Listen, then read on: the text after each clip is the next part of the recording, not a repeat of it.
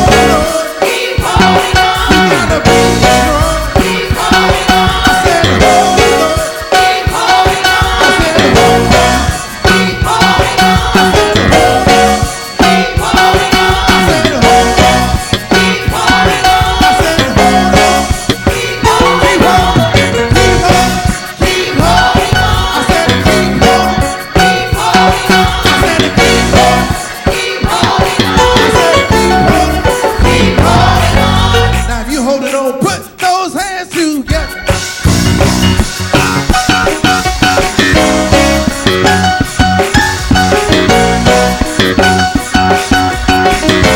Bring it down. Let me tell you something. Praise is like making gumbo. What you put in it is what you're gonna get out of it. I want you to give God the biggest praise and put your hands together.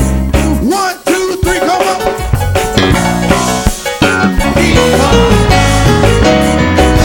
Come on, give God a praise right there. How many people know we serve an amazing that sees all and does? Those have been abused sexually and domestically. I am a survivor. I was a survivor. I have been set free. No more chains are holding me. I just came from God. I was praising God. I turned my radio off and I said, I'm just going to praise God all the way home. This car, it was raining in this car. It was a truck and he was like weaving in and out of the traffic. He was in the left lane and I was in the right lane. And as he began to go in and out, he swerved and he went in a circle and my car wasn't even a car length from him. But I wasn't scared. I wasn't nervous because God had me. I eased up on the accelerator and he didn't hit anybody. And the car turned and it hit the wall and came back out and nobody was injured. I just want to thank you, Lord. You're worthy. I praise you for being my keeper. Hallelujah. Come on. Come on, Sister Elijah. Come on, say after me. Say, you're amazing. You're amazing. You're amazing. You're amazing. You're amazing. You're amazing. So amazing. Let me hear you say it. You're amazing. You're amazing. So amazing. You're amazing. You're amazing. You're amazing. So amazing. So amazing. Now let me tell you what's gonna make this song work. It's not us, it's you. When you look back over your life and think about all the situations God has delivered you from, all the situations that you shouldn't have been in, and God still kept you, you serve an amazing God. He deserves an incredible praise. Now when we see this, I go ahead and close your eyes and lift your hands one more time. Say, you're amazing. You're amazing. You're amazing. Say, so amazing. Come on. You're amazing. You're amazing. So amazing. Glad you're mine. Oh, I'm glad to say you're mine. Say we stand.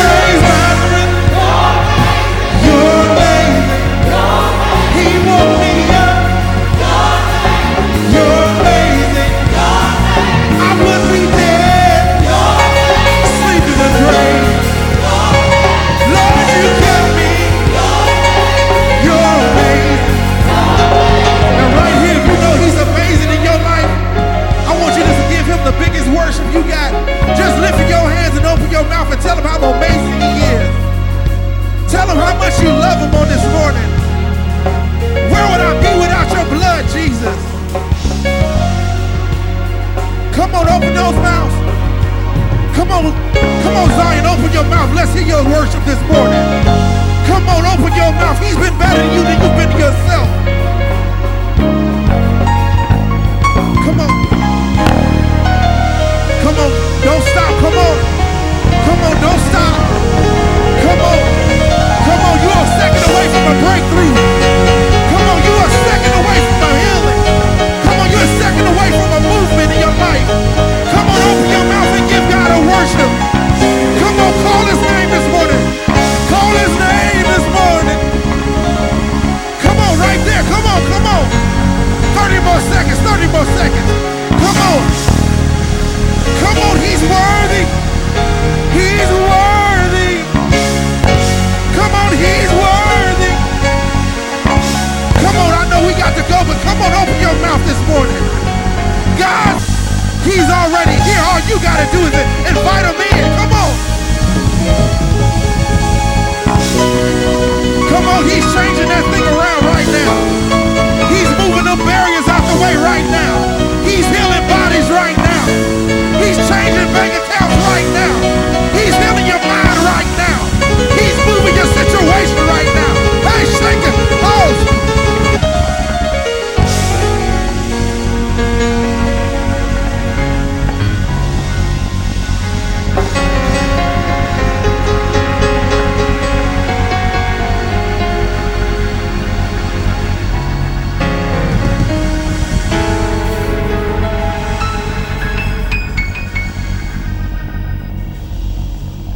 God is so amazing. Come on and give God a hand of praise if you know he is amazing. He is amazing. He is amazing. It's just good to be in God's house. One more time, it's a blessing to be able to assemble to give God praise and to give him glory. God that looks beyond our faults and meets us at our needs is clearly amazing. Amen. Amen. I want to ask with your prayers on the day if you'll travel with us to the book of Ecclesiastes, chapter number 7. Book of Ecclesiastes, chapter number 7. I want to look at just one verse, that's verse number 12 on today with your prayers. The book of Ecclesiastes, chapter number 7. And I want to lift up just one verse for our sermonic spotlight on today. I do want to encourage you to pray for Sister Green. She's the advantage of knowledge is this. Wisdom preserves those who have it.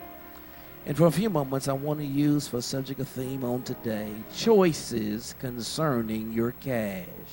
Choices concerning your cash. You may be seated in the presence of the Lord on today. We're continuing our series that we have entitled Great by Choice. Great by Choice. Great by Choice. Great by Choice. There's a book entitled this as well, Great by Choice. I encourage you to read that book. It deals with the wisdom of pushing people beyond settling for mediocrity or just being good and saying that you want to be great.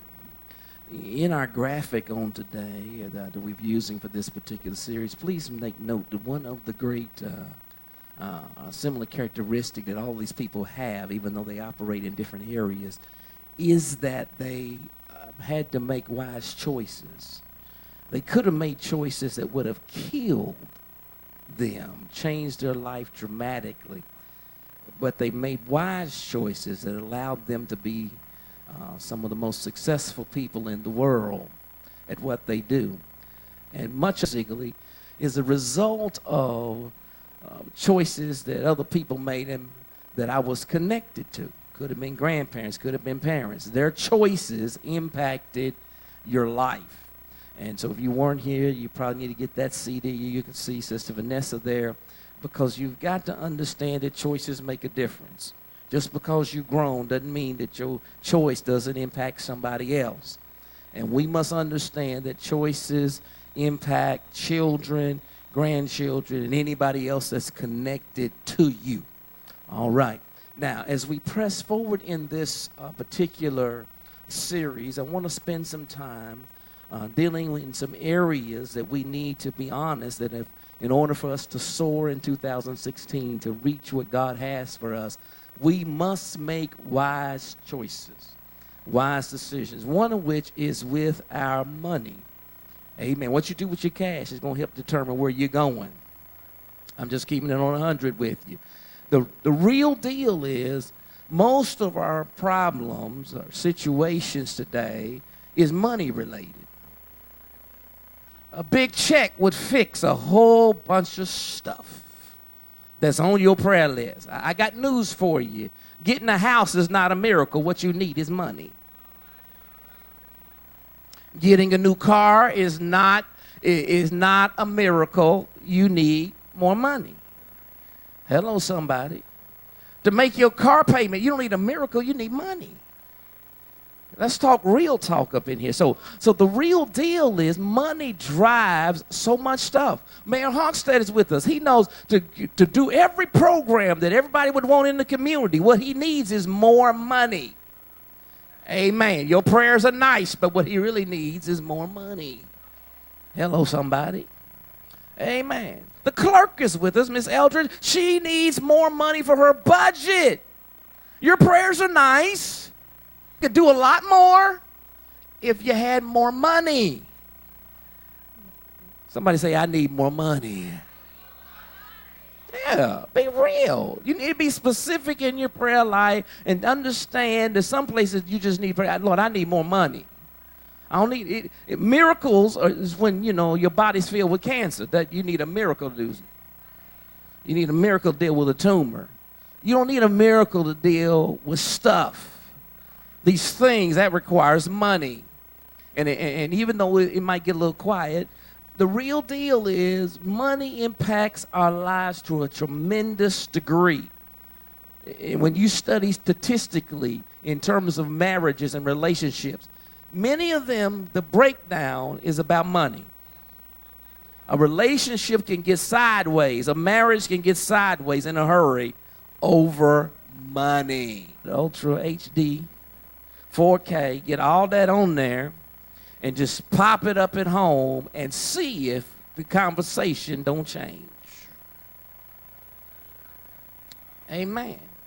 See, if I go today and buy that, the only reason I wouldn't have an issue is because Sister Green ain't here today. But when she gets back, she's going to say, what? What are you doing? And that's going to lead to other discussions because when you make major purchases like that and you haven't talked about it, it typically leads to some confusion. Regardless of how saved and holy and anointed with oil you've been, it still creates an issue. Somebody say issue. And so it creates problems in our community, in our own lives over money. As a matter of fact, when you look at the prison system, they did a survey, and there are people there, and the reason they've gone back is because of money. They looked up and said, hey, man, I needed something to eat, I needed clothes, I needed this, and so I committed a crime, and so now I ended back up in prison, because at the core of the issue is money. The lack of money said, I'm going to have to do this to make this happen. And so I take chances, and then I end up back in jail. Sometimes, it's so cold out, I might as well be in jail. At least I can get 3 meals in a cot. So there's a mentality, even amongst people who end up in those situations as a result of money. And when you look at our society and comb through everything that's going on, as we make about our cash, about our money, are going to determine our destiny. And if we don't make wise choices, then we will not get to where God wants to take us to. Are we all right in here today? Amen. Now, it is somewhat strange in our society. Those of you know that, I'm really concerned about the community. So there's a lot of things that cause me to scratch in my head when you're looking, because people will quickly say, well, we need these people to get on their feet. Well, yeah, we need these people to get on their feet. But at the same time, we'll say now, the same people that say you need to get on your feet and all this great stuff will also make sure that on the application, check here if you've been convicted. Now, how you going to get on your feet and you ain't got a job? I just said something. See, it's strange how we play with things, how on one side we say, well, we need them to get on their feet, but on another side, Brother Sanders, we make it very hard for them to get on their feet. Hello, somebody. And then we end up, we say, why are these people doing this and doing that? Well, if we don't help them get on their feet, hello, then we're going to have a problem because they need money to function. Amen? Now, I want you to take a look at this skit here. I want you to take a look at this skit, and I'll be right back to deal with this particular text here found in Ecclesiastes chapter 7, verse number 12.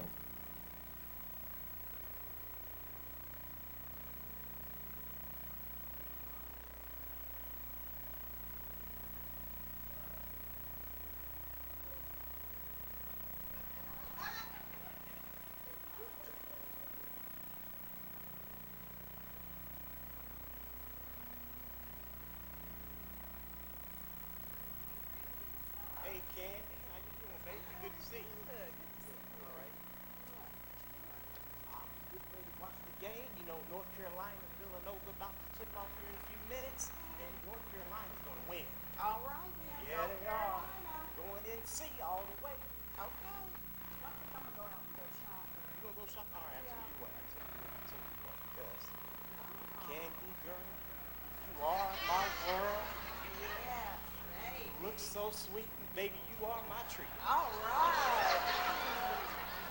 All right, Ricky. Now, I tell you what, I'm gonna break you off a little something so you can, you know, Oh, that's all right. I go like shopping. that. You can go shopping. All right, Okay. here Thank you go. What? $20? Yeah. That's not even gonna get my eyebrows done.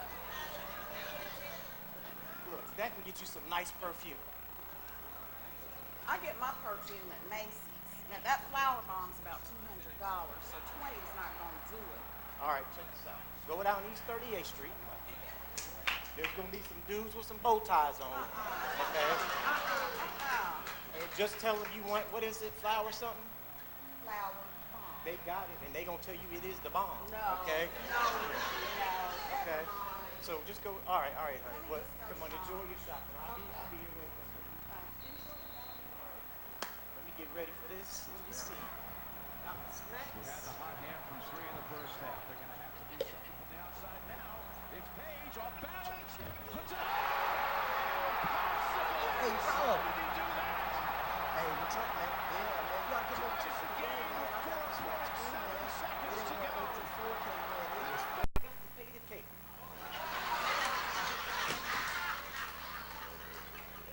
Let me see if I can make a quick transfer to see the end of this game here. I just saw Page hit that three-point. I know North Carolina's gonna win. All right, let me check my bank account. 36 cents. Gone it! I cannot believe this. What am I gonna be now? I can't catch any game. Shoot.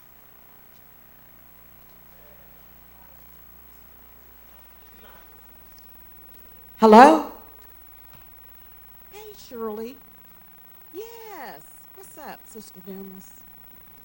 I've been out shopping and I bought that fur purse that you had. You know, the one I love. Yeah, girl. I got a whole bunch of stuff, but listen, I gotta go because Ricky might be home, and I don't want him to see all this stuff that I've bought. Okay? So I'll talk to you a little bit later. Okay? All right. Bye.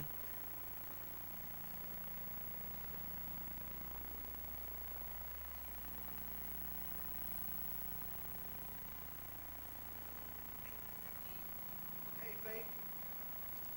You back already?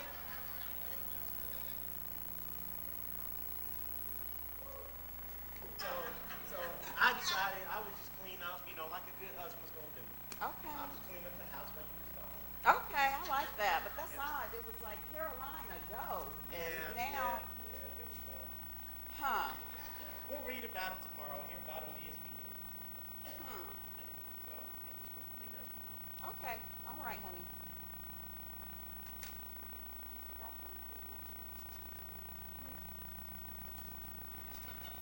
You hear a knock at the door? All right.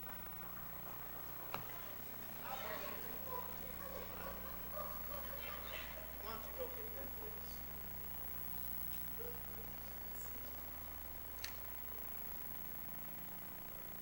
They told me they would let me work something out. I gave them $150 last week. What about the money I've been giving you to go toward the rent? Honey, I got this nice big screen TV, and I gave you money to go shopping. We didn't need the TV. And $20, that's nothing. You've been giving money probably to your brother, and God only knows what else and where the money's been going to. But that's family. That's family. Now, you No, know I got to take care of family. I'm just done with this. Okay, I'm come sick on. of it. Come on. I don't know what else could go wrong. I don't know what else.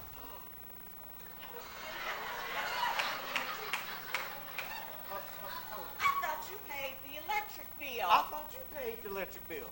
No, you were supposed to do it. Well, I'll tell you what, since we don't have no TV in the yard.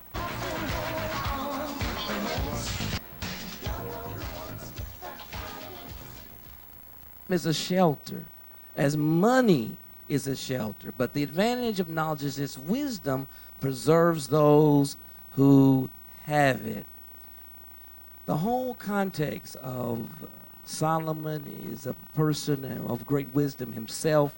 He's encouraging us to have wisdom. He understands that wisdom is a shelter just as money is a shelter. Money helps you avoid, or you're going to go high.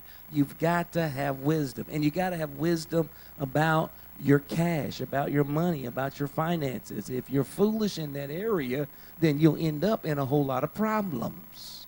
Hello, somebody. Statistically, wisdom, you won't keep money, and so you will be in a position many times worse off from where you started because you need wisdom.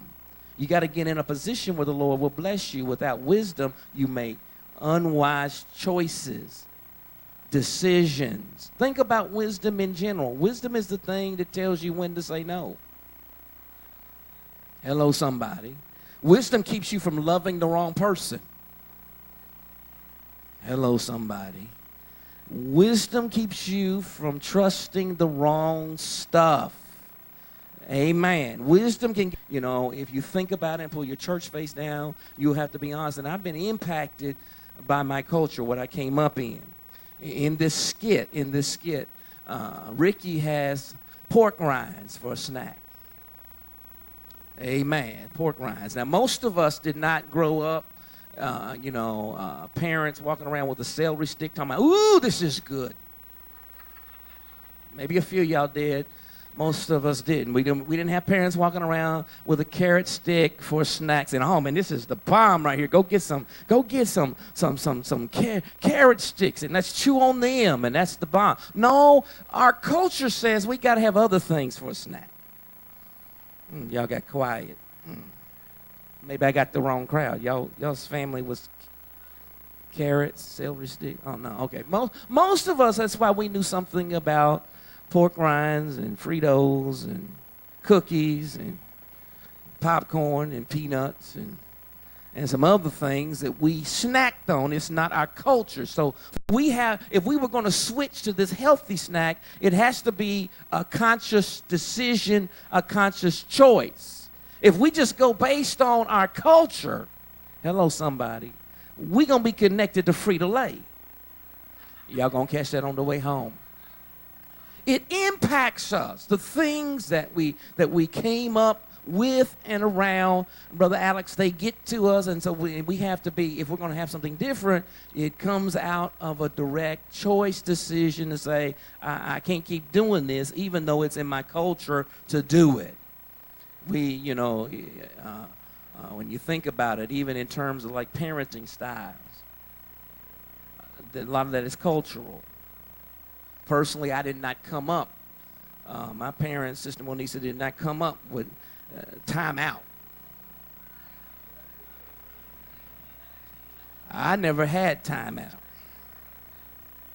That's a new concept to me. I learned about that later. I didn't grow up under time out.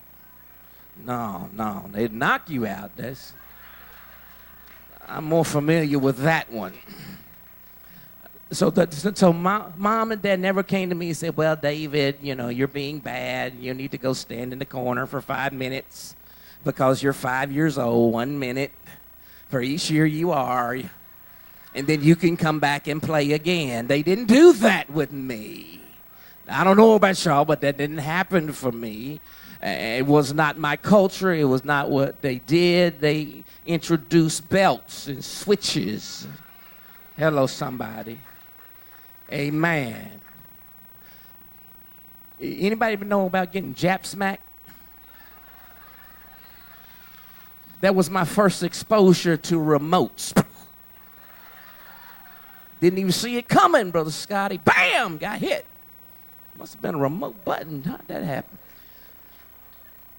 That's what I was exposed to. Didn't get the benefit of timeout. Didn't get that. I was not exposed to that, you know. My mother used to tell me stuff like, I'm going to knock you into the middle of next week. And you know, then when I had my own children, Sister Cheryl, they had the benefit of the culture that I had. So if you talk to them, I didn't put them in timeout either. I wasn't exposed to that. I had to go with what I knew. And what I knew was belt. Hello, somebody. Learn the remote thing, however that works. Figured that out.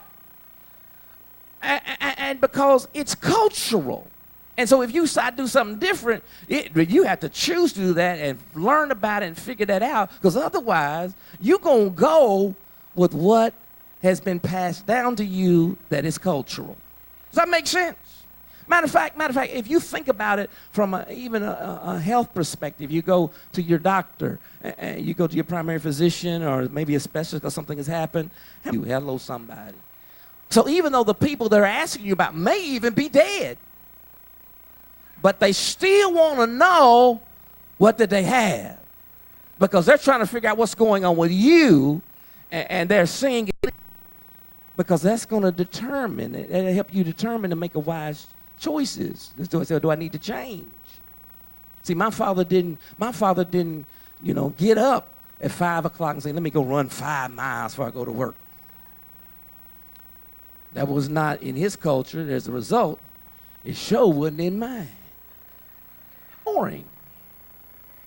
Matter of fact, I might be offended if you call me at 5 o'clock. Say, hey, you want to go out and jog? Brother Donaldson, if I ain't had my morning devotion, I might cuss. I'm just playing with y'all.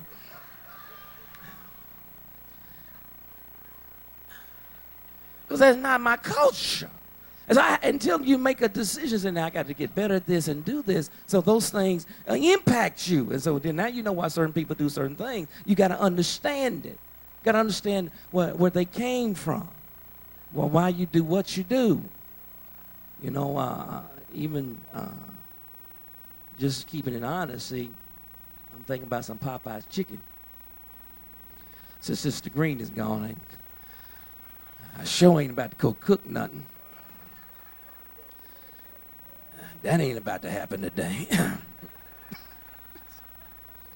Now, but Daddy always got the chicken breast. Yeah, Daddy got the chicken breast. I got the chicken leg. So there was a point in there when I started getting the chicken breast. I was like, wow, man, I've arrived. I mean, what Daddy's eating now, I felt good about myself. I'm just talking real talk. And so, you see, it's the stuff you get exposed to that kind of helps you, many times help shape you into why you do what you do. If you hung around people that, had boats, then you think, man, I get some money, let me get a boat. I'm balling like them. But if you ain't been around nobody with no boat, don't mean nothing to you. It all depends on the culture in which you come out of. It's the things that you've been exposed to that help, start your thinking about, well, maybe this is what I'm going to do. And so we are impacted by our environment with stuff and even about our money. That's why we have to have wisdom. And see, when we don't have wisdom, we will get sidetracked. We will end up off somewhere we shouldn't be. If, you were just enjoyed people that ate steaks, then that's very important. We need to understand that. And from an African American culture, let me drop this in terms of our history. Remember, keep in mind, we came across slave ships. So there was a season where I didn't learn anything. I worked for food. And then once you begin to work for money, but you don't have any training on how to effectively use the money, now all of a sudden you do some unwise things. You spend the money because there's nothing in your background that says, here's what I need to do with the money that I have. Hello, somebody. And so this brings me to my first greenism. And that is, because you really need a mindset change. You buy what you want and beg for what you need. When you don't know what to do with your money, when you're not wise, you buy what you want and beg for what you need. What's that look like, Pastor? That means you will buy Gucci watches and then not have books for your children or materials for your children. Sister Monique is in the classroom begging for stuff for her children, but the parents have walked in with Gucci watches. This, that, and other. And then they go to Christmas Addicts and see Sergeant Scott and say to him, can you get something from my kids? And now he got to come out of his pocket, and he just watched them walk off with 3 Gucci watches on. Hello. And even he is scratching his head like, what's up with that? Because we are sidetracked. We are buying what we want and begging for what we really need. We have more money in tennis shoes than in laptops. I thought I just said something. Now, I've come by to help us on today because we've got to change our culture and make some wise choices. It's one thing to be trying to be look blessed. It's another to be blessed. Can I get a witness in here? We cannot continue our focus on trying to look blessed and not be blessed. Turn to your neighbor and say, neighbor, why don't you be it before I see it? Amen. Why don't you be blessed rather than trying to come in and look a certain way, trying to impress me, and the light's about to go out? Hello, somebody. Talk to me, somebody. See, I've come by to let somebody know today it shouldn't be about being cool. You got to make wise choices so you can get to where God wants to take you to. Don't be spending money, young people, on trying to be cool, trying to impress folk that you ain't even going to know in 3 or 4 years. Hello, somebody. You better understand it is far better to get your education and to be an engineer, be an attorney, be a doctor than be a thug. I just said something in here. We must make sure that our focus is on making wise choices that will maximize what the Lord can trust us with. And you don't get there trying to be cool. You don't get there trying to be cool. What you've got to do is understand it's far better to be something than try to look something. Let me give it to you in simple terms because y'all trying to look confused on me today. I want you to understand that you ought to have more money in your wallet than you have in your weave. I think I just said something.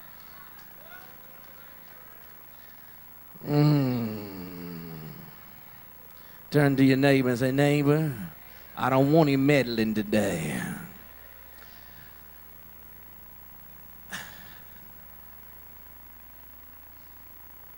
Our cultural influences impact our worldview of even money and of cash. And I'm going to help us in here today for free. If you approach your future from an emotional perspective and not an intellectual perspective, it will prevent you from soaring in 2016. What are you saying? You can't make emotional decisions about your cash. You got to make intellectual decisions about your cash, about your money. In that skit, Ricky talked about, well, you know, he had to give some money to some family members. Many times we give it to family members based on emotion. Intellect says they don't need your money. I just said something. Intellect says, well, they ain't going to do nothing wise with this money, so why are you going to give your money to somebody who is cursed so you can get they curse? Hello, somebody. And so you tied up emotionally because that's Michael Vergrenna. He said I was talking about his wife, but I ain't going to get into that. I'm going to leave it alone, Mike. Amen, because she just came back and took a seat, and we ain't going to tell her what you said earlier. See, we can get ourselves caught up doing something that in wisdom we say now, from an intellectual standpoint, I should not be doing. Because I cannot become successful, I cannot soar, I cannot reach my destiny operating on emotions. People who are successful, that have been successful, are successful, do not make decisions out of emotions, catch this, because emotions have all of your issues in them. Everything you've been through is caught up in that when you start making emotional decisions. Stuff from 40 and 50 years ago weighs in. This brings me to Grenism number 2, which says, get your mind to your money and get your heart out of it. Get your mind to your money and get your heart out of it. When your mind is in it, it brings intent, it brings intelligence, it brings priorities.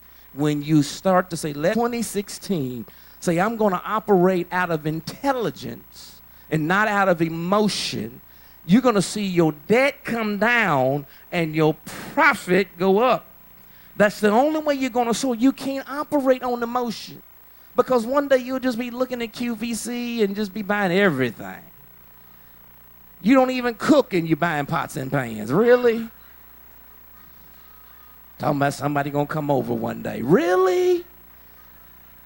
You know you're going to leave before they get there. And so we get caught up in the emotions of it.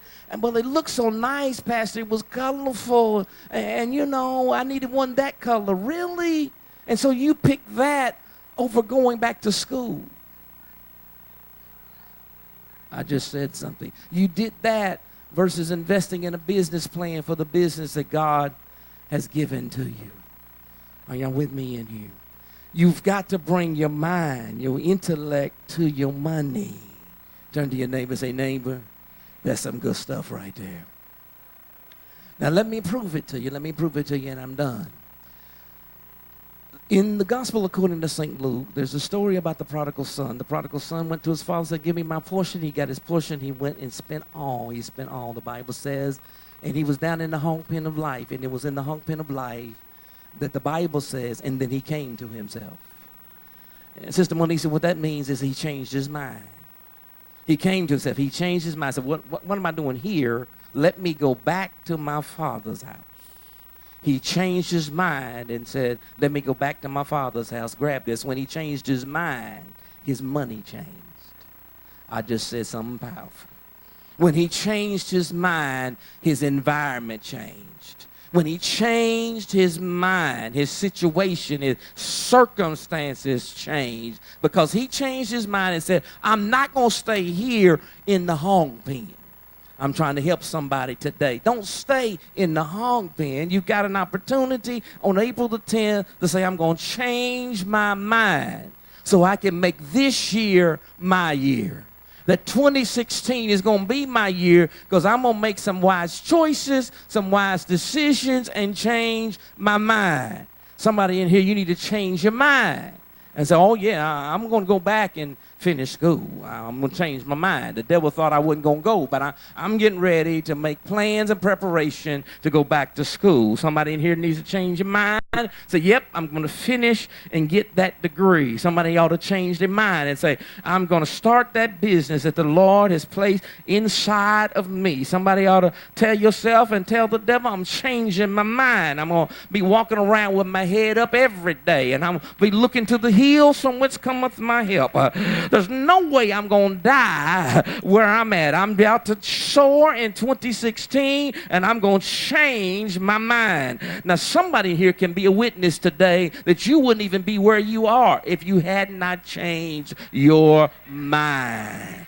Hello. You've been through enough stuff. You could have gave up. You thought about giving in, but you changed your mind. You almost fainted, but you changed your mind. You almost threw in the towel and said enough is enough, but you changed your mind. You almost walked away, but you changed your mind. And I've come by to let somebody know today, if you're going to soar with us at Purpose of Life in 2016, you need a mind shift.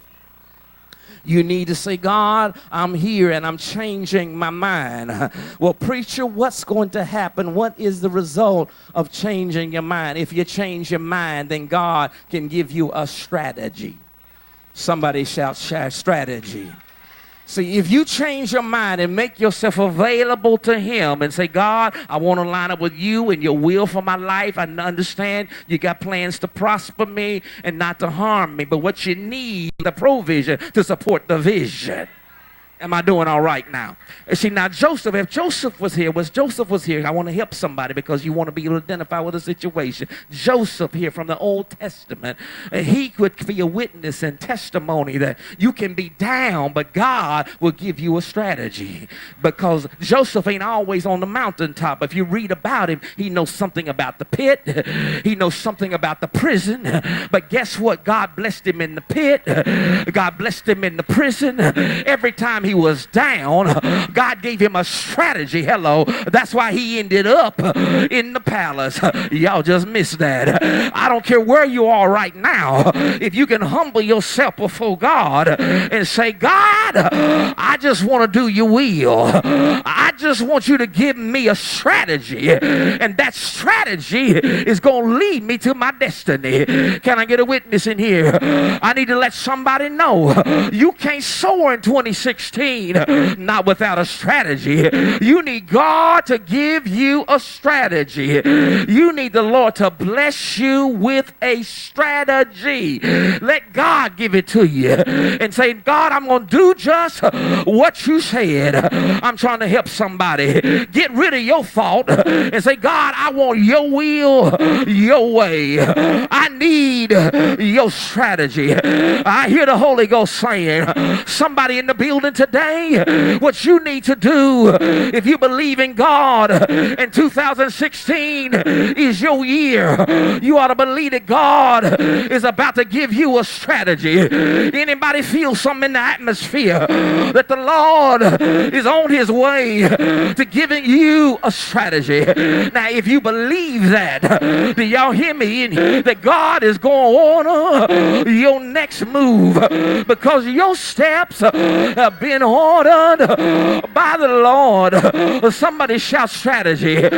Somebody in here that the Lord has been speaking to. He's been giving you vision, been giving you direction. Well, he sent me by to tell you it's time to get ready for provision. Do y'all hear me in here? And what you need, Higgins, is a strategy where the Lord will take you from one level to the next level because the Lord will give you a strategy. God will take care of you if you follow his strategy. No wonder the songwriter said that he's leaning in my direction. That's a sign when you got a strategy. When God is giving you a strategy, he spoke to your spirit. He's given you an assignment. That means that grace and favor are upon you for settling. You tell the devil, yes, that the Lord is sending me a strategy and I'm rising to a whole nother level. Don't you fret about your enemies. Don't get discouraged by your haters, but you keep on keeping on. You keep on looking to the hills from which cometh your help. I heard Paul said, if you believe you're going to get a strategy, you better make preparation. And the reason you got to write it down is because I heard the Lord say, write the vision and make it plain. That means keep it real, y'all. And somebody And God will do exceedingly abundantly above all that I can ask or think. If I'm talking to you, don't be scared. Turn to your neighbor and say, neighbor, I don't know about you, but this year is my year. I claim it in the name of Jesus. Somebody in the building, you ought to put 2016 is my year. Write it on that paper. Put it on Facebook. Put it on Twitter. Tell everybody it's my season for grace. It's my season for miracles. It's my season for a breakthrough. It's my season.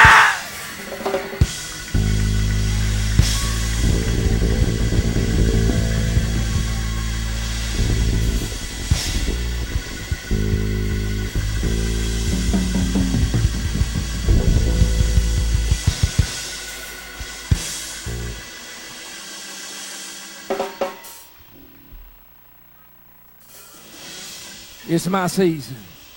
Come on, prayer warriors. You got to make a choice. You got to decide if it's going to be your season or not.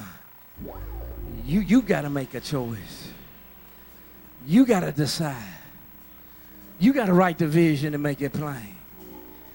God can't do it if you ain't going to do nothing. You got to make a choice. You got to say, oh no, God is not going to let me die right where I'm at now. Because somebody here, you Joseph. Pastor, I'm down. But I'm a witness today. Just because you're down, you ain't got to stay down. If you change your mind, he will lift you up. He will take you to a whole nother level. If you will just trust him. He did it for the prodigal son. He did it in the Old Testament. He did it in the New Testament. He did it in the church age because there's somebody on your road that he did that for. Because we ain't always been where we are right now. But thank the Lord when we were down. And when we changed our mind and said, God, I done messed up here. Let me go back.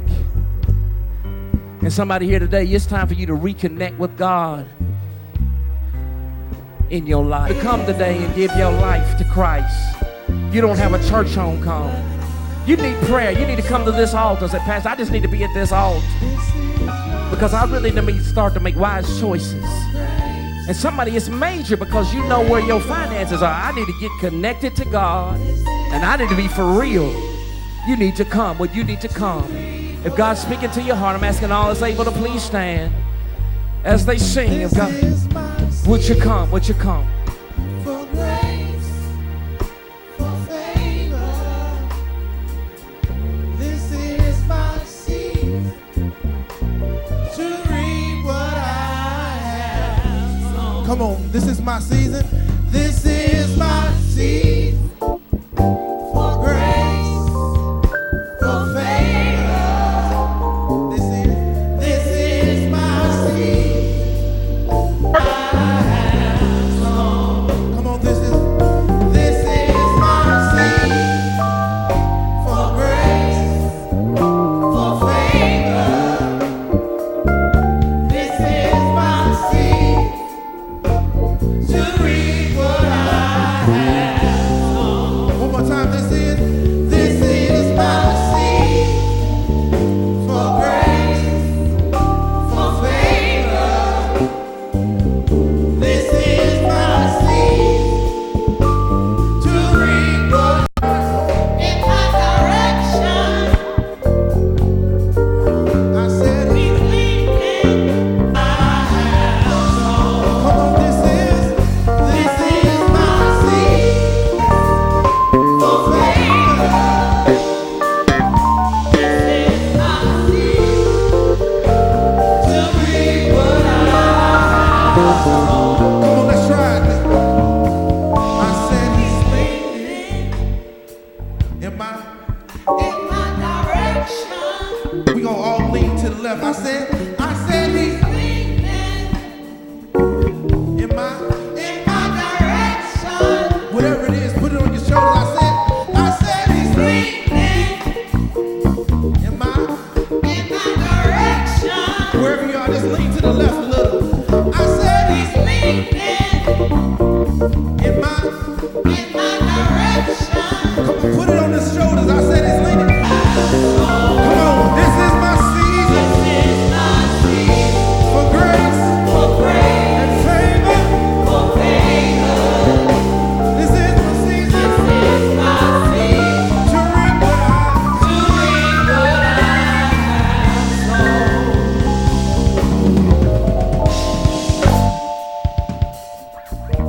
If you're here today and you believe for real that he's leaning in your direction, you truly believe that this is your season for grace and it's your season for favor, I want you to give God praise in advance for what he's about to do in your life.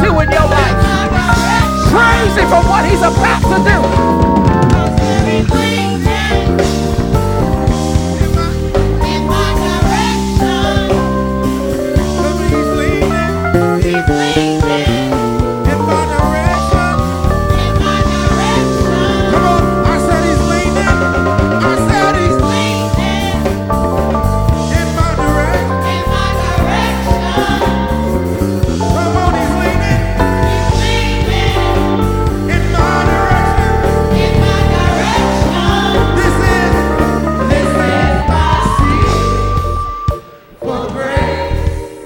Give him a hand of praise.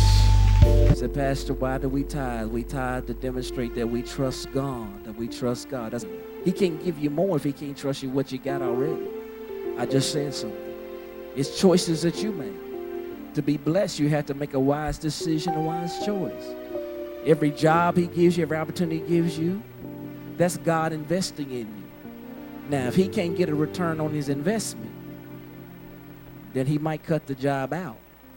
He might reduce it. He might add some bills to you, because if I'm investing in you and then you can't give nothing back, no investor operates like that. He don't need it all. He just want to know, do you trust me enough to give him a tithe, a dime out of every dollar? 10% is all he's asking for. And then he says, then I'll give back to you, because he can trust you. I'm thankful. I know for myself, tithing works. God has worked so many times in my life because I know I give. When you give, I know it's always going to come back some kind of way. You don't know who is going to come through, what God's going to do, but God always shows up. I'm a living witness of that. Just by giving, just trusting back to you. It's a choice. Do you love God and trust God? Don't remember, it's an intellectual decision. It's a faith decision. You're trusting the Lord. To God and honor his sister. We're going to start to my left. Sister Dumas. That is Sister Dumas, ain't it? I almost didn't recognize her. Sister Dumas. I ain't got my glasses on. That's Sister Dumas over there. She's our hostess on that side. She gonna do. Just before we go back into the service, I want to let you know that you can bless this ministry, bless what we're doing, encourage us by giving. Where can I give, Pastor? You can go to www.purposeoflifeministries.com, click on the giving tab, and give. We thank you for joining us on today. Let's go back into the service.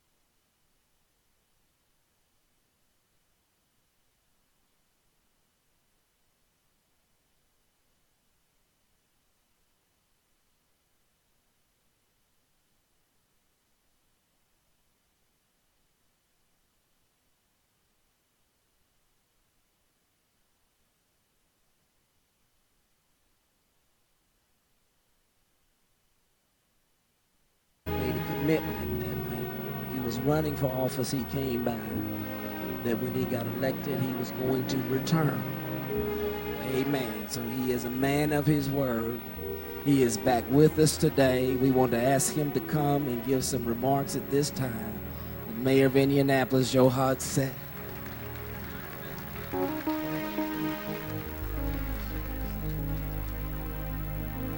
Well, good morning, Purpose of Life.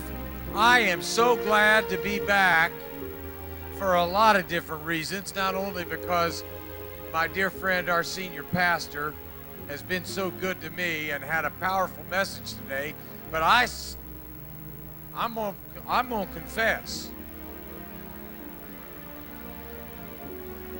I think I saw a little bit of me in Ricky.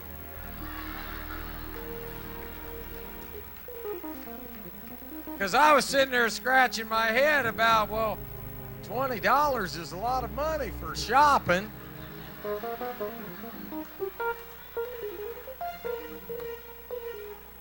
You know, I am glad to be back, and I hope, Pastor Green, I don't overstay my welcome. I want to be the kind of mayor that worships with great frequency, not only here at Purpose of Life, but throughout the community, because for those who say, well, you're here before the election, but I never see you after the election, and to those who might question why it's important for me to be here, my question to you is, where would me just close, because I know we've had a worshipful service, by saying one last thing, if you'll permit me. I'm deeply honored by the friendship that I share with our senior pastor. He is a man of God.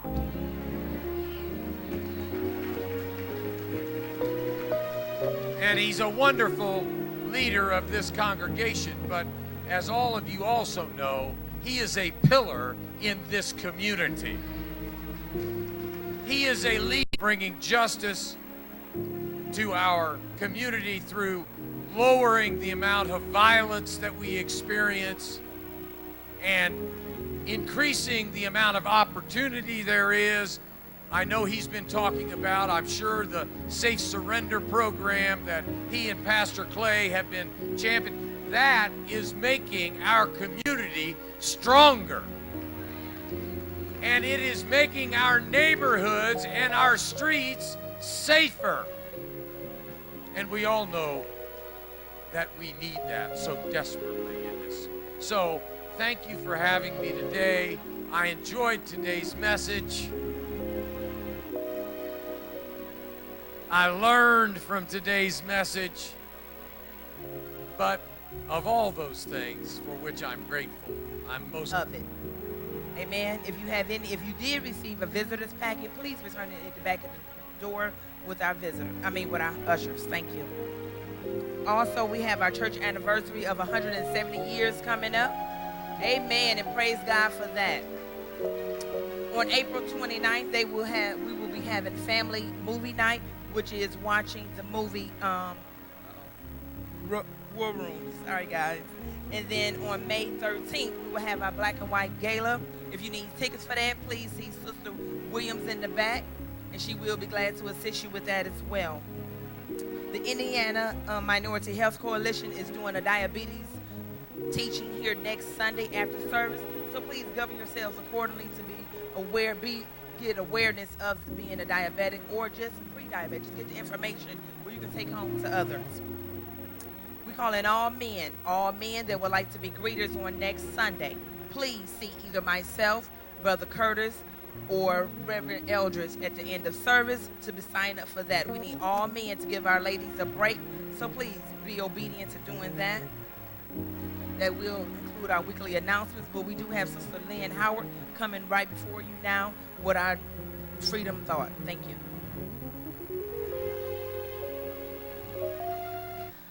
First off, I would like to say that it is 90% of abusers that have been kids that have been sexually abused. 90% of them know their abuser. Second, I would like to share that every 2 minutes, someone is being sexually assaulted. So this is an issue that we need to really start talking about to our kids, in our homes. Even I have a brochure where it has the connection on Eventbrite where you can register and get your ticket for that. It is $15 a person. That includes a certificate and a workbook. Last year I had announced that, and there were several people that signed up that I said I would give the training for free. Your contact information was not valid, or you never returned calls. So if you're still interested, please reach out to me and let me know, because I believe that this is very important information that we all need to have and share with one another. Also, too, we are also looking for volunteers on May 14th and July 24th with the Speedway race. So if you're interested in volunteering, please see me or Latanya Carson, raise your hand, and we can get your information. We're looking for volunteers as far as that as well. Your kids in Children's Church, if you were not aware, if you're not talking about it with them, we talked about prevention with them today. That's why we had you sign ahead. We talked with the teens and the kids, so they should be able to share some information with you as far as body boundaries and internet safety, the small children. And the Teenage Church, I had someone come and share their testimony, and we shared a video on talking about it. So we want to bring awareness as much as we can. And I thank God for our pastor. It's not many pastors that touch on this subject, that want to even talk about it, but he's given us he's let me have the ability to, bring prevention to our church and bring awareness to our church. And I thank God for that, and I thank him for being obedient. Once again, if you're interested in the training session on April 30th, and for just any information or for even volunteering, please see me. I will be at the back, and Latanya will be passing brochures out at the door. Thank you once again. Thank you, Sister Howard. Thank you. Come right on, Sister Sue. This thing is for real. I want you to know this is for real. In our culture, some of our training is what goes on in the house stays in the house. We sweep stuff under the rug, and these abuses continue. I want you to hear from Sister Sue, because she's going to talk about her own granddaughters. This is real. This ain't something going on in California. Hello, everyone. Thank you, Pastor Green, for letting me share this with them. I have two granddaughters, one that's 10 now and one that's 15.